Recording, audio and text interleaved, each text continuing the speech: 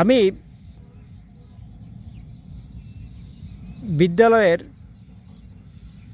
যখন বিভিন্ন অভিভাবক সমাবেশ হয়, মা সমাবেশ হয়, তখন একটা কথা আমি সবসময় বলে থাকি, সেটা হচ্ছে যে একজন শিক্ষার্থীর লেখাপড়ার মান উন্নয়ন, তার নৈতিক চরিত্র গঠন, তার মানবিক গুণাবলীর বিকাশ, মনুষ্যত্বের বিকাশ সাধনে তিনটা বিষয়ের আমাদের সহযোগিতা দরকার হয়। তিনটা শ্রেণী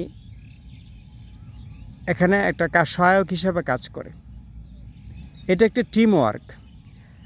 শিক্ষক চায় তার শিক্ষার্থীরা অনেক ভালো ফলাফল করুক, অভিভাবকরাও চায় তার সন্তানরাও অনেক ভালো ফলাফল করুক, এলাকাবাসীর প্রত্যাশা, সরকারের প্রত্যাশা, সকলের প্রত্যাশা যে ছেলেমেয়েরা ভালোভাবে পড়াশোনা করুক, তার নৈতিক মানবিক মূল্যবোধে উজ্জীবিত হোক, উদ্ভাসিত হোক, এটা আমরা সবাই চাই।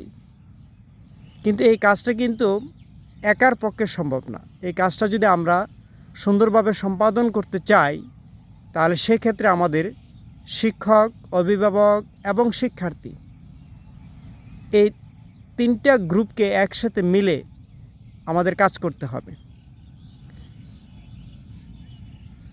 অর্থাৎ শিক্ষার্থীদেরকে পড়াশোনায় মনোযোগী হতে হবে, আন্তরিক হতে হবে, শিক্ষকদেরকে তাদের সর্বোচ্চ পেশাদারিত্ব বজায় রাখতে হবে, পাঠদানে আন্তরিক হতে হবে, যত্নশীল হতে হবে এবং আমাদের সম্মানিত অভিভাবক মণ্ডলী যারা রয়েছেন তাদেরকে অনেক বেশি সচেতন হতে হবে, অনেক বেশি সোচ্চার হতে হবে। তো এই তিনটা গ্রুপের মধ্যে সবচেয়ে যে গ্রুপটার ভূমিকা সবচেয়ে অপরিসীম সেটা হচ্ছে আমাদের অভিভাবক সমাজ, আমাদের সম্মানিত অভিভাবকবৃন্দ। তো শিক্ষক এবং শিক্ষার্থী উভয়ে আন্তরিক হলো, কিন্তু অভিভাবক যদি তার দায়িত্ব যথাযথভাবে সঠিকভাবে পালন না করে, সেক্ষেত্রে কিন্তু আমাদের যে সবার যে লক্ষ্য উদ্দেশ্য সেটা সফল হবে না। ধন্যবাদ সবাইকে। আল্লাহ হাফেজ।